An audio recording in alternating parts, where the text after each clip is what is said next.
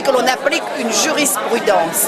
Eh bien, cette jurisprudence, il aurait fallu quand même que l'on examine l'expertise qui a été menée par une graphologue experte auprès de la Cour de cassation, une graphologue qui a trouvé 93 signatures de la même main. Et vous savez, ça a fluctué ce nombre de signatures. Le tribunal administratif de Saint-Denis avait trouvé 155 signatures. Le Conseil d'État, 143 signatures.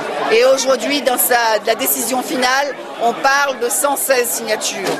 Et notre adversaire, lui, il avait parlé de 350 signatures. S'il fallait un peu de sérieux dans tout cela, il aurait fallu qu'il y ait une contre-expertise. Et d'ailleurs, qu'est-ce qui a empêché le président du tribunal administratif de Saint-Denis de vérifier les signatures de ces personnes? Il avait tout le loisir de convoquer toutes ces personnes pour vérifier tout cela. Aujourd'hui, le Conseil d'État, je crois qu'il a ouvert la boîte de Pandore.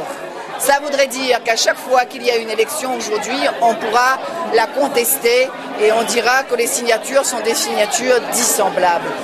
Et vous le savez, il y a 4 bureaux à Saint-Paul qui sont concernés par cela. 2 bureaux à La Saline, des bureaux. Et tout le monde connaît comment les élections ont été organisées à Saint-Paul.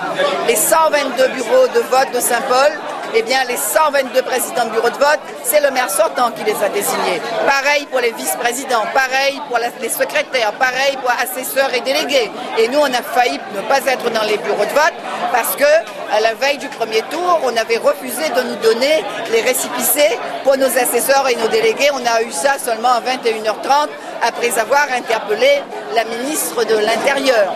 Et je trouve cette décision, pour le moins, c'est une décision qui nous semble absolument injuste, parce que cette décision prive les Saint-Paulois de la victoire, de la victoire qu'ils ont obtenue l'année dernière.